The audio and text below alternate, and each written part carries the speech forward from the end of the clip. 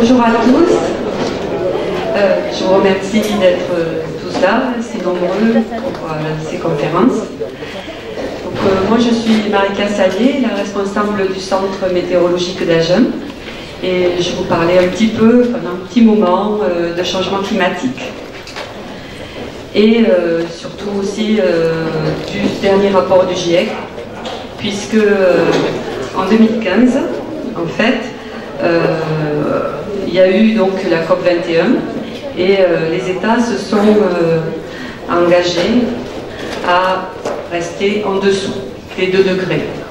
Alors pour ce faire, il a été demandé un rapport spécial à un grand nombre de scientifiques qui ont participé, et ce rapport donc a été émis en octobre 2018. Il a permis à tous les scientifiques, les physiciens, ceux qui s'occupent de l'impact du changement climatique, de son atténuation, de travailler ensemble et donc de faire ce rapport. Alors, ce rapport, donc, on a donné des résultats en octobre. On s'est aperçu que donc en 2017, le réchauffement global au niveau du globe terrestre a atteint 1 degré par rapport à la période pré-industrielle. Que la teneur en CO2 atmosphérique, ça on a eu un gros écho dans les médias, était arrivé à 400 ppm, donc 400 parties par million. Il faut savoir que c'est un taux qui n'a jamais été atteint depuis 800 000 ans, puisque ce 800 000 ans, en fait, c'est la référence, puisque ce sont uniquement les informations climatiques que l'on a par les carottages de la calotte antarctique. Donc, en 800 000 ans, on n'avait jamais atteint ce taux de 400 ppm de CO2. Et que actuellement le niveau d'émissions anthropiques, donc par l'homme, impose un réchauffement de l'ordre de 0,2 degrés par décennie. C'est-à-dire que, quoi qu'on fasse, on a nos 0,2 degrés qui vont augmenter par décennie. Voilà, même si on arrêtait de suite. Et que donc, si les émissions continuent dans l'état actuel, on arrive à 1,5 degré déjà en 2040. Il y a 5-6 ans, on disait 1,5 degré, ça serait 2100. Alors en fait, maintenant, on sait que ça va être 2040. Alors, en Aquitaine, on a donc des mesures qui sont aussi faites, qui participent effectivement à tous ces calculs au niveau global. Et en Aquitaine, on est déjà bien impacté par le changement climatique, puisque on en est à 0,2 à 0,3 degrés par décennie, depuis 1960. Donc nous, les 1,5 degré, je dirais, on les a déjà. Ce sont donc des hausses de température, une hausse du nombre de jours chauds dans l'année. Par exemple, 2018, il ne faut pas prendre une année obligatoirement comme référence, mais 2018 est un bel exemple, puisqu'on a déjà 122 jours chauds depuis le début de l'année. Donc un jour chaud, c'est considéré plus de 25 degrés. Donc on a déjà 122 jours où il a fait plus de 25 degrés depuis le début de l'année. Bon, maintenant on a moins de chances d'en avoir, mais ça fait quand même 1 jour sur 3 dans l'année. On a battu tous les records depuis 1940. Donc voilà. Alors, les impacts de ce changement et de ce réchauffement à 1,5 degré. Donc des vagues de chaleur, des fortes précipitations plus fréquentes dans de nombreuses régions du globe, des sécheresses plus fréquentes aussi, une possible déstabilisation des calottes arctiques et antarctiques, et donc une possible élévation du niveau de la mer. Donc on a une différence déjà de 0,5 degrés entre 1979 et 91-2010. Et on a déjà eu donc des changements qui ont été détectables. Si vous observez, vous les avez sûrement vus au niveau, on en parle beaucoup, des amplitudes de vagues de chaleur, des précipitations intenses qui font effectivement la une des journaux malheureusement. Et donc dépasser le seuil de 1,5 degré mettrait à défaut la résilience même des écosystèmes les plus fragiles, comme les zones humides ou les zones tropicales, qui elles vont encore plus chauffer. Et alors, ce qu'il y a, c'est qu'il y a un réchauffement de 2 degrés qui est aussi bien sûr envisagé, puisque on ne va pas vraiment arrêter nos émissions, et que donc ça représente en plus donc de pression sur l'accès aux ressources, à l'eau, à la nourriture, pour le plus grand nombre donc des régions subtropicales et insulaires, puisque l'accès à l'eau douce, on sait que si on a une élévation du niveau de la mer, on a donc les eaux salées qui sont en train de polluer les eaux douces, et donc on a un problème d'accès à l'eau douce qui s'ajoute. On a plus de risques d'effondrement des écosystèmes marins dans les mers polaires, tropicales et les régions côtières. Les régions côtières, on le voit déjà, sur notre côte aquitaine, on voit que le trait de côte a diminué, a été repoussé de 5, 10, 15, voire 20 mètres, voire plus même à certains endroits. Puisque chaque fois qu'on a quelques centimètres d'augmentation du niveau de la mer, en fait c'est plusieurs mètres de possible pour les tempêtes pour entrer dans les terres.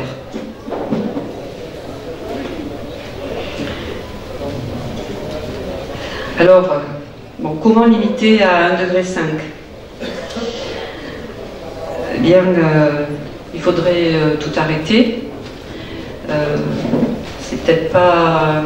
Bon, c'est possible, hein, mais bon, voilà, c'est peut-être plus compliqué. Ben, il faut réduire drastiquement toutes les émissions de gaz à effet de serre. Le CO2, mais aussi le méthane. Sachant qu'il y a déjà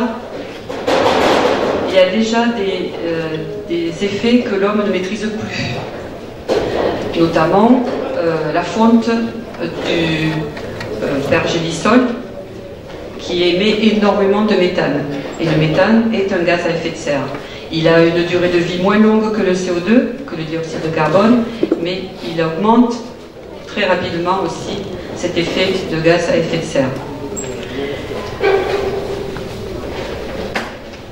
Effectivement aussi, ce qu'on peut, c'est utiliser les énergies renouvelables, même si, effectivement, quand on a de la fabrication de panneaux solaires, au début, on a effectivement de l'énergie qui est utilisée, mais après, au moins, c'est une énergie qui est gratuite.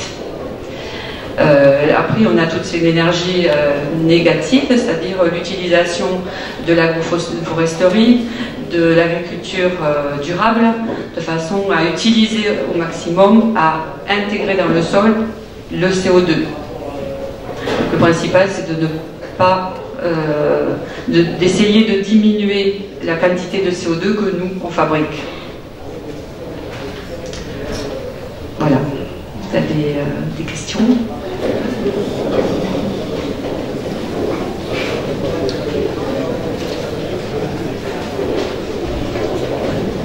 C'est vrai que c'est pas très joyeux, mais oui.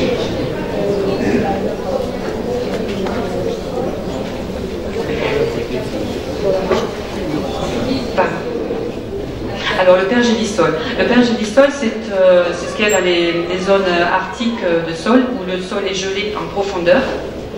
Et en fait, en même temps qu'il a gelé, il a emmagasiné énormément de matière organique qui s'est transformée souvent en méthane. Et donc, ce pergélisol est en train de fondre. Et donc, ce méthane est libéré en quantité énorme dans l'atmosphère.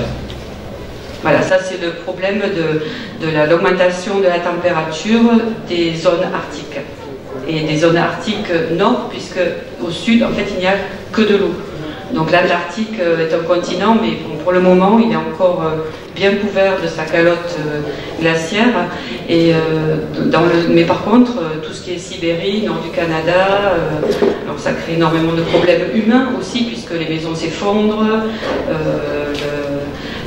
Les hommes n'ont plus du tout la même vie. Avant, ils vivaient avec un hiver très long.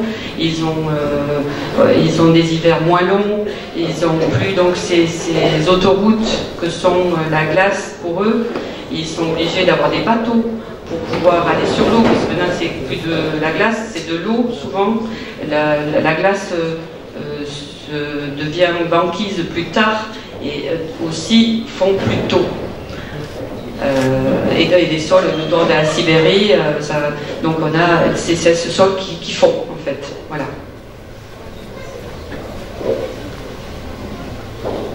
Oui. Vous parliez hier d'une évaluation sur la quantité de milliers ou millions de litres manquants dans la région Aquitaine dans environ 10 ans. Je voulais savoir si on avait des solutions par rapport à l'arrosage de vergers comme ici, d'autres endroits de production agricole. Alors, au niveau agriculture, je ne suis peut-être pas la spécialiste, mais effectivement, l'agence de l'eau du bassin Adour-Garonne a émis un plan d'adaptation que vous pouvez trouver sur Internet. C'est le plan d'adaptation du bassin Adour-Garonne, donc où vous aurez énormément d'informations sur l'eau en Aquitaine et sur le bassin Adour-Garonne, et donc la conséquence qu'il y aura d'avoir moins de neige, et surtout d'avoir une neige qui fond plus tôt dans les Pyrénées, puisque ce sont les Pyrénées quand même qui alimentent nos grandes rivières. Et si on n'a plus de neige en altitude dans les Pyrénées pour la seconde partie de l'été, voire l'automne, on aura des étiages plus longs, et donc on n'aura pas d'eau dans les rivières, tout simplement. Alors donc, le bassin Adour-Garonne a émis un plan d'adaptation que vous pourrez trouver sur Internet, et ils ont calculé qu'il manquerait en 2050 1 milliard à 1,2 milliard d'eau, de mètres cubes d'eau pour le bassin aquitaine.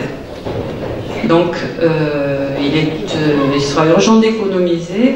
Donc, évidemment, le mieux c'est de ne pas trop dépenser d'eau, mais voilà, ils ont essayé, et sur le rapport vous trouverez toutes les raisons et surtout les solutions qu'ils essayent de mettre en place pour pouvoir essayer de pallier à ce manque qui est évalué en fait, qui est calculé, qui est évalué, et dont on est pour ainsi dire certain. Vous trouverez aussi sur Internet un rapport qui a été commandé par la région Aquitaine à un grand nombre de scientifiques, des géologues, des géographes, des météorologues, qui s'appelle Acclimatera, qui est un gros rapport sur toutes les régions d'Aquitaine, sur les conséquences côtières, les conséquences à l'intérieur des terres, donc du changement climatique, et des propositions pour pouvoir s'adapter et l'atténuer. Oui.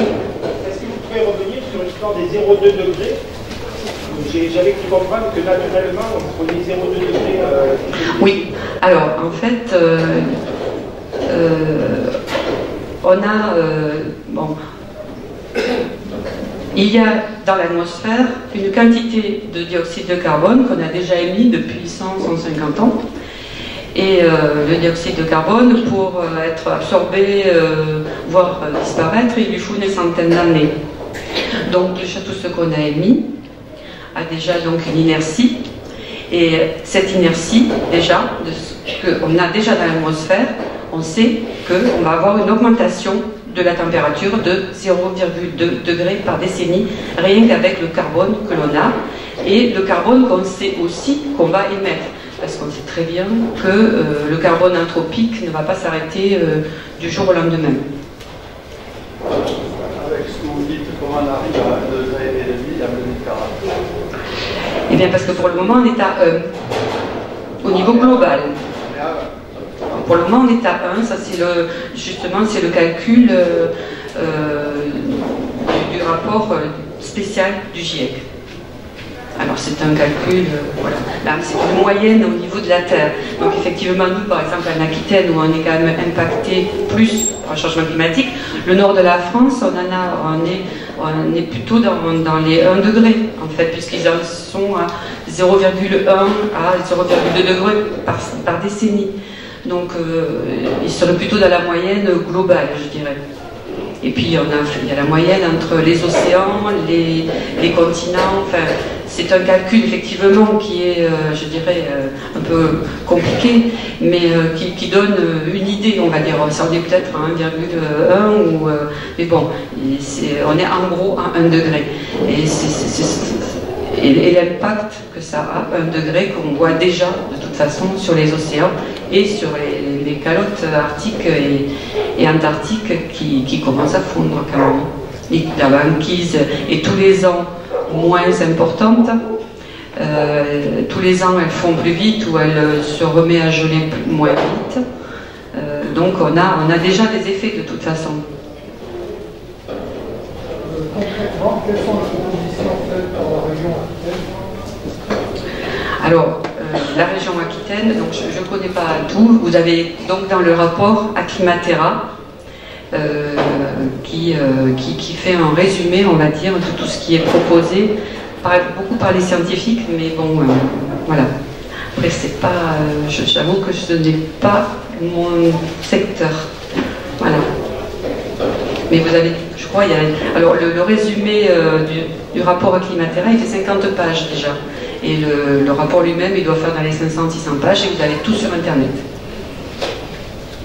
Voilà, il est à disposition de tout le monde, des politiques, des décideurs. Voilà. Oui. De degrés, ça me semblait très peu à la population. Oui. Peut-être concentré sur le fait qu'entre une ère interglaciaire et une ère glaciaire, il y a seulement 5 degrés de différence. Oui. Rajouter 2 degrés d'une façon gratuite, c'est tout à fait énorme. Oui, c'est énorme, d'autant plus que normalement, bientôt, on aurait dû arriver, enfin, dans quelques milliers d'années, on aurait dû arriver sur une glaciation.